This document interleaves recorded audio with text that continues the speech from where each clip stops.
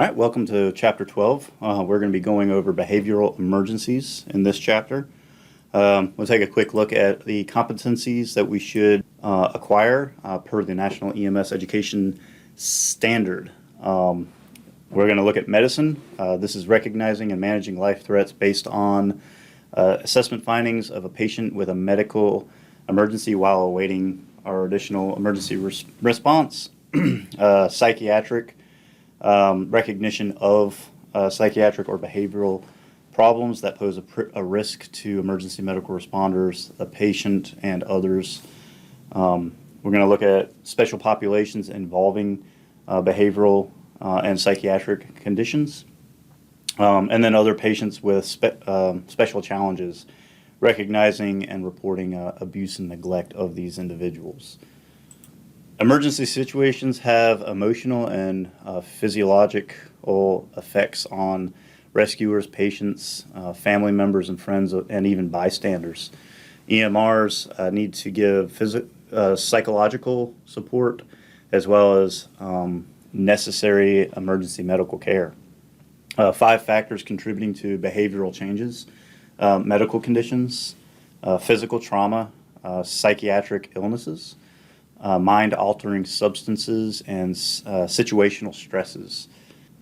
When you're assessing a patient who appears to be experiencing a behavioral emergency, follow your steps in your patient assessment sequence. You always want to complete a scene size up, being especially careful to ensure the scene is safe for both you and the patient. If the patient is oriented and responsive, complete your primary assessment by observing the patient's responsiveness, airway, breathing, and measuring their pulse rate and their quality of that pulse rate. Try to obtain the best sample history that you can. Sometimes you may have to defer to a family member or a friend to kind of help supplement that sample history if you're not able to get accurate or definitive answers from the patient themselves. Don't neglect to ask about medical problems. It is important not to overlook this part of the examination, as psychiatric or behavioral problems can be instigated by medical conditions or pre-existing medical conditions. During your secondary assessment, you should rule out any obvious injuries and focus on the signs of medical illnesses. Take a set of vital signs. Tell the patient what you're doing at each step of the way. You don't want to surprise them. Reassess the patient every 15 minutes for stable patients, and then, of course, every 5 minutes for unstable patients or patients that if you really don't know if they're stable or unstable, always err on the side of caution and reassess them every 5 minutes. In cases where you cannot complete an assessment, document what assessment findings you do have and the reason for not completing all the steps of the assessment. And that's perfectly fine, especially when it's a safety consideration for yourself or other bystanders or even for the patient. Behavioral emergencies are situations in which persons exhibit abnormal, unacceptable behavior that cannot be tolerated by the patients themselves or by family, friends, or even the community. 5 main factors that contribute to behavioral changes are the medical conditions such as uncontrolled diabetes that causes significant drops in blood glucose levels, respiratory conditions that prevent the patient's brain from receiving adequate oxygenation, and strokes. There's also head injuries, high fevers, infections, and these can be from various sources. It can be from a UTI, it can be from an infected wound, excessively low body temperatures, physical trauma conditions, head injuries, and injuries that result in shock and inadequate blood supply to the brain. There's also psychiatric illnesses like depression, panic, psychotic behavior, mind-altering substances. We have alcohol and a wide variety of chemical substances. Situational stress can vary from a variety of emotional traumas. You can go from death of a loved one to serious injury of a loved one. So What is situational crisis? A situational crisis is a state of emotional upset or turmoil. The crisis is caused by a sudden and disruptive event such as physical illness or a traumatic injury, death of a loved one. You will often encounter this type of crisis as an emergency medical responder. Most situational crises are sudden and unexpected, such as a motor vehicle crash, cannot be handled by the person's usual coping mechanisms. They usually or typically last a short time and can cause socially unacceptable, self-destructive, or even dangerous behavior. Also, to add on to that, even though they last generally a short time, they still stay attached to us emotionally. So it can be a compounding or a compiling sequence of events that just kind of builds and builds and builds. So if people do not receive the proper mental health management, it can culminate over a period of time as well. Phases of situational crisis. There are 4. People may not experience every phase during a crisis, but they will certainly experiencing one or more. So understanding what these phases are and why they occur will help you as an EMR better treat people who are experiencing emotional crises. So we have high anxiety or emotional shock, denial, anger, and then remorse or grief. High anxiety is characterized by the obvious signs and symptoms. They'll be flushed or have a reddish hue to their face. They'll be breathing rapidly. They'll be speaking rapidly. Increased activity or jitteriness, loud or screaming voice, and just general agitation. Emotional shock is often the result of a sudden illness, accident, or sudden death of a loved one, and is characterized or presented by a cool, clammy skin, a rapid or a weak or a weak pulse, vomiting and nausea, and then general inactivity or even weakness. And then we have denial. This is a refusal to accept the fact that an event has occurred. Your response should be allow the patient to express denial. Don't try to argue with the patient. Be supportive and try to understand emotional and psychological trauma that the patient is experiencing. So anger is a normal human response to emotional overload or frustration. Anger may follow denial or may occur instead of denial. In a crisis, people who vent anger or angry feelings at you or an authority figure, don't take the person's anger personally because it's generally not directed at you as an individual. It's just directed at you because you happen to be standing in front of them. Always be professional and don't react to the anger by becoming angry yourself. It's hard to do, especially when you feel like you're being put into a corner or put on the spot. So try to remain calm and be deliberate with the patient, but be deliberate in your actions to prevent escalation of violence. So acceptance of a situation may lead to grief or remorse. People may feel guilty or even apologetic about their behavior or actions during an incident or about the incident itself. You'll hear things like, "I'm so sorry you guys had to come out here for this." Things of apologetic nature like that. And then, of course, as with all emergency personnel, we want to perform a good scene size up, ensure scene safety, perform a primary assessment, trying to obtain our sample history after we've addressed any immediate life threats. We can get this from the patient, and if the patient's not really giving us enough information, we can try to get it from a family member or just do it to the best of our abilities. Perform a secondary assessment. This is where we're going to look for any injuries or secondary injuries that we may have missed on our primary, and then re-perform that reassessment. For the stable patients, it's every 15 minutes. On unstable patients or ones that we perceive may be unstable, every 5 minutes. One of the most important skills that we can have when dealing with these patients is our ability to communicate with the patient, to be able to get on their level, share the empathy with them and understanding, and just give them that emotional support that they really need. Communicating with the patient, the first and most important step you can take in a crisis management is just to talk. Talk to them like a person. Introduce yourself to the patient. Try to establish a rapport with them. Ask the patient their name. Ask what you can do to help them, or what they need from you. Be honest, warm, caring, empathetic.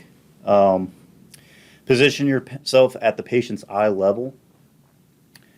Crouch or sit down next to them or in front of them. Use a calm, steady voice. Provide honest reassurance. Don't try to disillusion them or lie to them, mislead them. Oftentimes, if they get an inkling or just a suspicion that that's what's happening, you'll lose all trust with them and you won't be able to regain that rapport with them. Try not to let negative personal feelings about the person or the situation that they're in or their behavior interfere with your attempt to provide assistance. Simple acts of kindness can comfort and reassure a patient that is experiencing a situational crisis. Rephrasing a person's own words and thoughts and repeating them back to a person, it usually is not helpful to say, "I know what you mean," or "I know how you feel," because in their perspective, you don't know what they mean, you don't know what they feel. There's no way, as far as they're concerned, that you could have ever experienced something that they're going through at that time. Be honest and give the patient hope, but don't give false hope. Try to redirect the conversation if you can. Sometimes the patient may be embarrassed about being the center of attention or may be concerned about others involved in the situation. Redirection helps focus the patient on patient's attention on immediate situational crisis or the immediate situation or that crisis. Use redirection in an attempt to alleviate the patient's expressed concerns and draw his or her attention back to the immediate situation. Basically, we're trying to avoid going down rabbit trails or tunnel vision, things like that.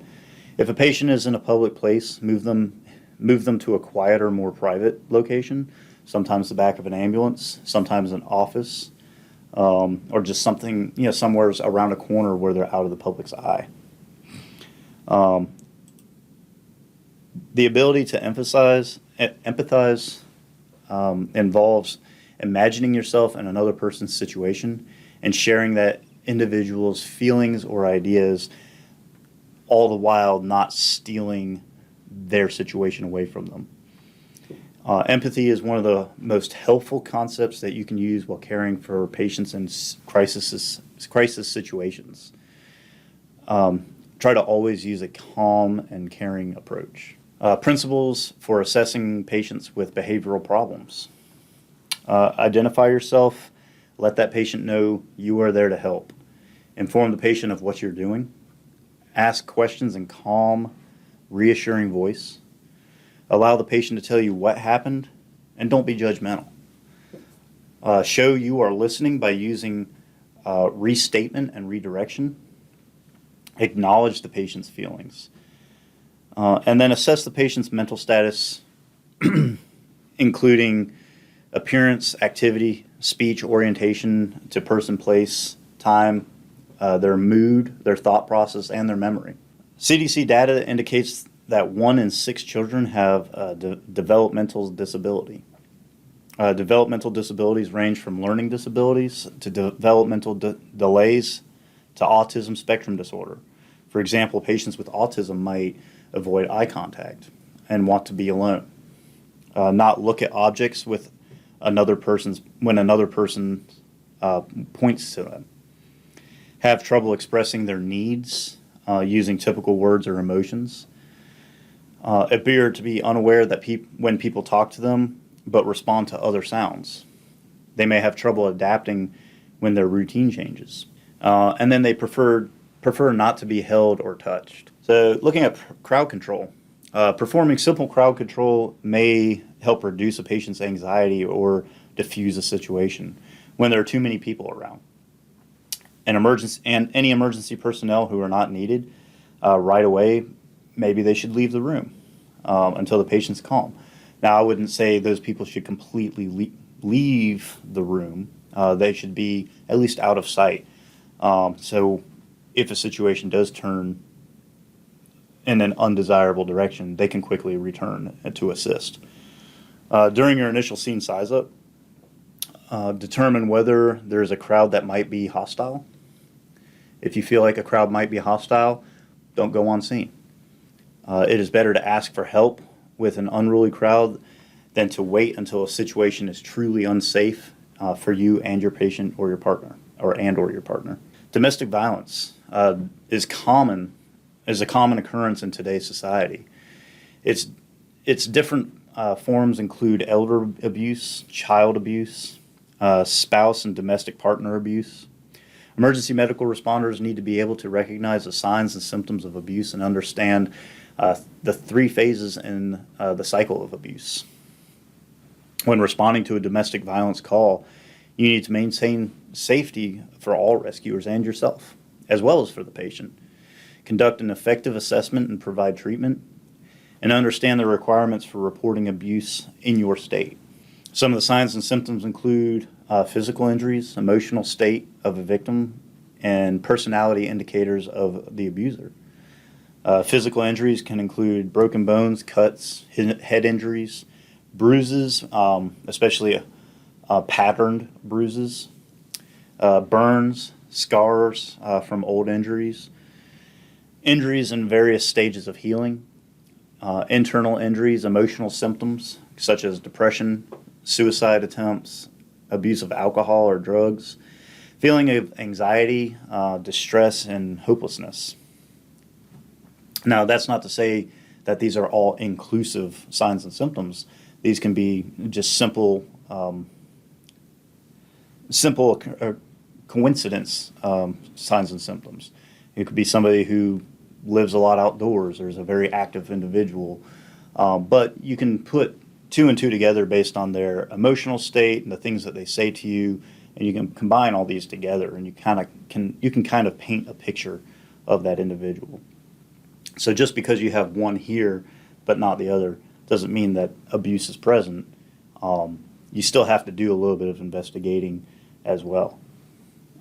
So abusers may be paranoid, overly sensitive, obsessive, or threatening. They often abuse alcohol or drugs and have access to weapons. Abusers sometimes, or a lot of times, won't want to leave the patient alone with first responders or emergency personnel. They'll want to answer the questions for them. They'll talk over them, and they'll try to position themselves where they're kind of in between you and the patient. If they become problematic, try to find a simple way or a polite way to remove them from that immediate scene. Maybe have some of the other first responders or even law enforcement try to distract them with some other additional helpful questions. If you suspect abuse, your responsibility is to maintain safety for yourself and for the patient. Oftentimes, this means not bringing that to attention until later when you're maybe at the hospital. To diffuse a tense situation, try to separate the patient from the abuser. If you question the patient, express your concern. Try to keep from judging the patient. If the patient refuses transport, some agencies provide information about domestic abuse shelters. And in some cases, presence of law enforcement personnel will be helpful. Sometimes just that presence alone can help convince or persuade the patient to go with you. So let's talk a little bit about the cycles of abuse. We have the tension phase. This is where the abuser becomes angry and often blames the victim. The victim may try to placate the abuser or minimize or deny the abuse. Tension usually is usually the longest part of the abuse cycle. Then we have the explosive phase. The abuser becomes enraged and loses control as well as the ability to think clearly.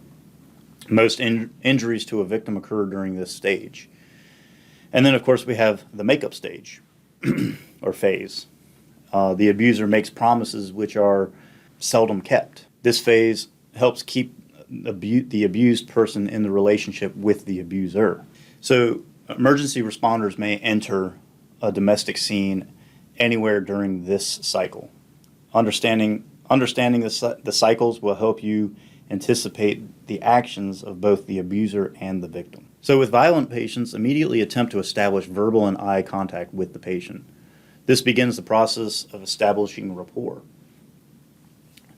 Check with family members and friends about the patient's past history of violence. Signs of potential violence. Number one, a history of violence. Two, yelling or verbal threatening, loud, obscene, or bizarre speech. Pacing, inability to sit still, or protection of personal space. And then, of course, abuse of drugs and alcohol. Never force a potentially violent patient into a corner, and do not allow yourself to be cut off from a route of retreat or backed into a corner. Have only, or if you can, have only one person talk with the patient. If you arrive after someone else and they've already begun to establish a rapport, don't try to interject. If they're making headway, or even if they're not making headway, if they're keeping that communication alive, stand off quietly to the side and observe. Oftentimes when somebody comes in and they kind of interject into a conversation with these individuals, it can show to the patient a possibility of a lack of unity or lack of communication amongst the responders. Anticipate the need to summon law enforcement personnel if all other means of approach and intervention fail. And remember, a patient's posture is a good indicator for potential violent behavior or aggression towards you. Several factors increase the risk of violence against emergency personnel in the workplace, including working alone or in small numbers, working late at night or early morning hours, working in high crime areas, and working in community settings. Be alert when you respond to a call that has an increased chance for violence, including in the following situations. We have crime scenes, incidents involving gangs, large gatherings of hostile or potentially hostile people, domestic disputes.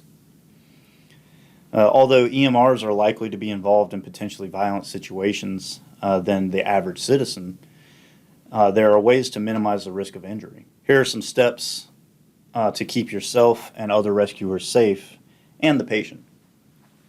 Prevention is the best way to avoid violence.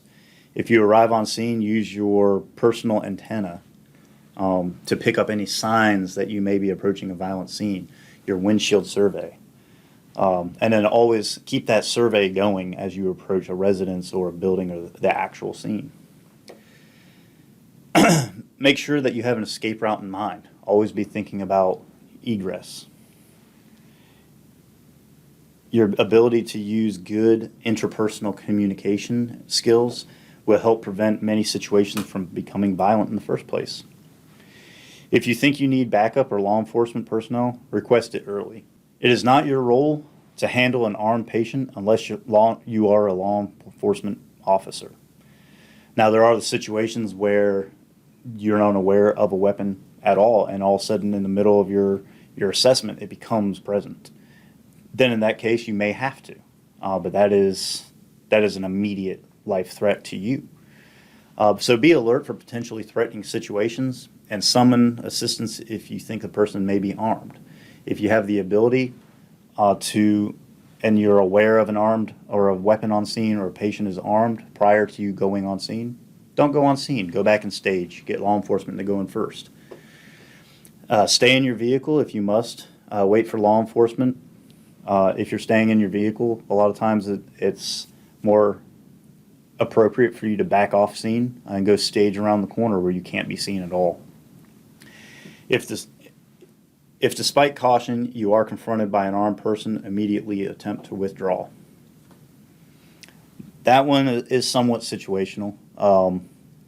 There comes a point in time where you just simply can't withdraw, because if you do, you're going to be injured or killed.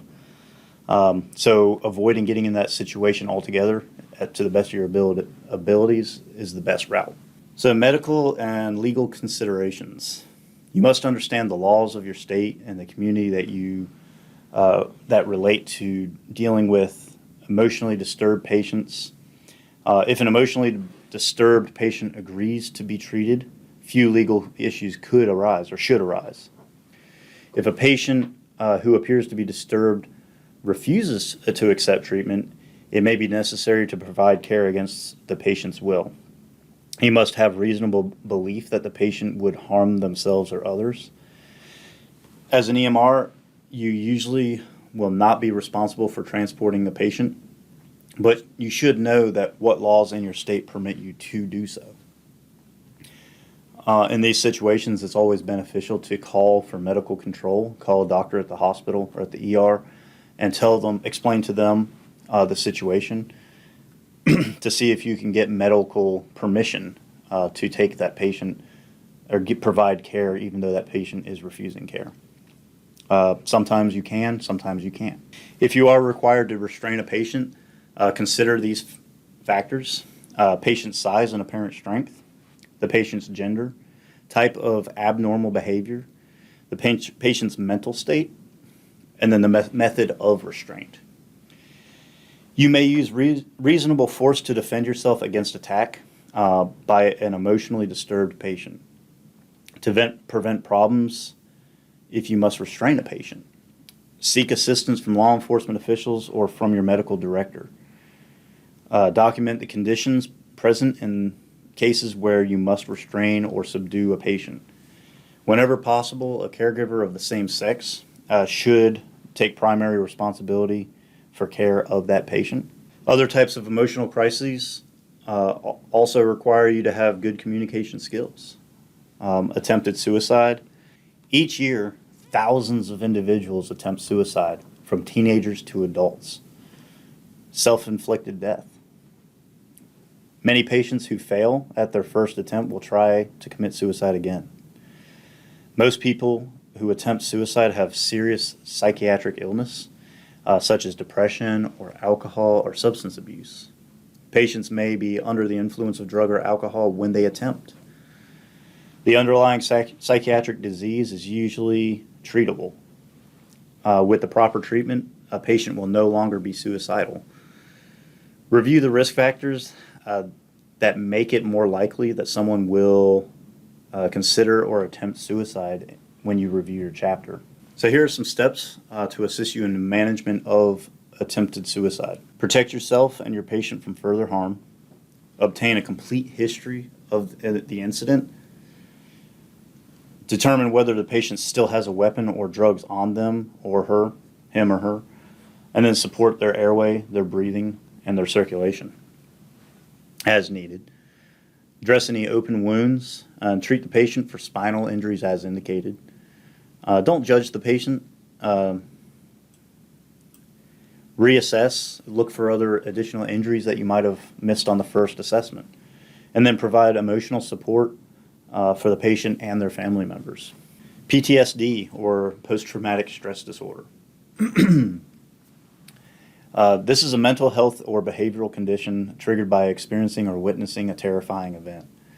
People experiencing PTSD get worse with time if they go untreated, and their anxiety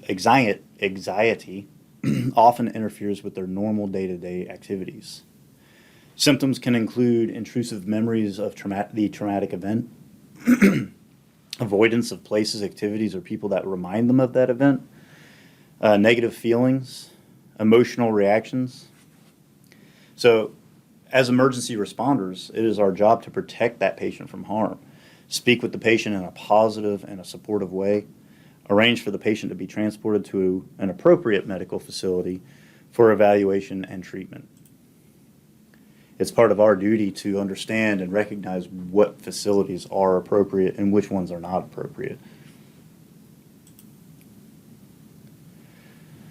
Victims of sexual assault may be men or women, old or young. Psychological aspects of treatment are important. You may have to delay all but most of the most essential treatments until a responder of the same sex as the patient arrives. Your first priority is the medical well-being of the patient. Treat any injuries the person may have. This is also a crime, sexual assault. Do not remove any clothing except to give medical care, and it is absolutely necessary to do so. Try to convince the victim not to bathe or use the toilet or wash. Keep the scene and any evidence as undisturbed and is as intact as possible. Avoid aggressively questioning the patient about the incident. Treat the patient with empathy. Maintain the patient's privacy by covering him or her with a sheet or a blanket. And don't leave the patient alone. You will encounter death and dying from natural, accidental, and intentional causes. Do whatever you can to meet the patient's medical needs. Your attempts to save or give comfort to the patient help everyone to deal with the emotionally with that patient's death. Most people are afraid of dying. Work through your personal feelings about death so that you can confront them in the field, or confront it in the field. Consider the psychological needs of a patient and his or her family. Do not be afraid to touch them in a respectful manner. Make positive statements, but do not give false hope. Provide comfort in any way you can. Providing emergency care is stressful for EMRs. If you let the stress build up without releasing it in healthy ways, it can begin to leave a negative effects on you and your performance. And it can affect your coworkers as well. Things to watch out for: depression, inability to sleep, weight changes, sudden increases or sudden decreases, increased alcohol consumption or even drug use, the inability to get along with family and coworkers, and then the lack of interest in food or sex. Critical incident stress debriefing and peer support. To help prevent excess stress and to relieve stress caused by critical incidents, psychologists have developed a critical incident stress debriefing, or better known as the CISD process. This brings rescuers and trained personnel together to talk about the rescuer's feelings. It may help rescuers understand the signs and symptoms of stress and receive reassurance from the group leader. This system also allows people to obtain more help from trained professionals if needed. Peer support is a process involving a properly trained member of your department to provide confidential support to another member who is experiencing personal, emotional, or even work-related problems. Okay, so let's go back and summarize this chapter a little bit. Remember, only a small percentage of patients you treat will be severely mentally disturbed, but almost every patient you care for will be experiencing some degree of mental or emotional crisis. Behavioral emergencies are situations in which a person exhibits abnormal, unacceptable behavior that cannot be tolerated by patients themselves or by family, friends, or the community. 5 major factors that cause behavioral crises: medical conditions, physical trauma conditions, psychiatric illnesses, mind-altering substances, and situational stresses. There are 4 emotional phases to crisis, or they are high anxiety or emotional shock, denial, anger, and remorse or grief. Your role as an EMR consists of assessing a patient. And providing physical and emotional care. Your most important assessment skill may be your ability to communicate with the patient. If a patient who appears to be disturbed refuses to accept treatment, you may have to provide care against their will. Even when you have thoroughly mastered the process and the tools for managing behavioral crisis, it is important to remember that sometimes the best approach is to ask yourself, how would I want to be treated if I were in this situation? And that will usually provide you with the right course of actions. So let's go through a few review questions. Question number 1, behavioral emergencies are situations in which a person exhibits, is it A, abnormal behavior that is deemed unacceptable by others, B, mild to moderate depression over a long period of time, C, anger that is justified by a situation, or D, strange behavior but is otherwise mentally stable, kind of like me. So the correct answer is A, abnormal behavior that is deemed unacceptable by others. Question 2. Which of the following is not considered an emotional phase in a situational crisis? Is it A, anger, B, denial, C, grief, or D, violence? The answer is going to be D, violence.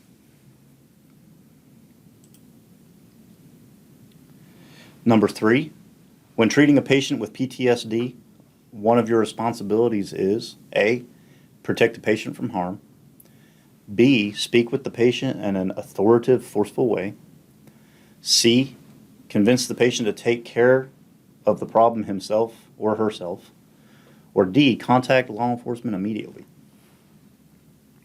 And the answer to that question is A, protect the patient from harm. Okay, that concludes Chapter 12, Behavioral Emergencies. Up next, we will be going over Chapter 13, which is the Environmental Emergencies chapter. In the meantime, refer to your learning objectives for Chapter 12 as a study guide and review the entire chapter in your textbooks. You also have your other learning resources that you can access through your My Courses page. And if you have any questions or comments, please feel free to email me or drop me a private message in the class chat. Thank you very much. We'll see you on the next chapter.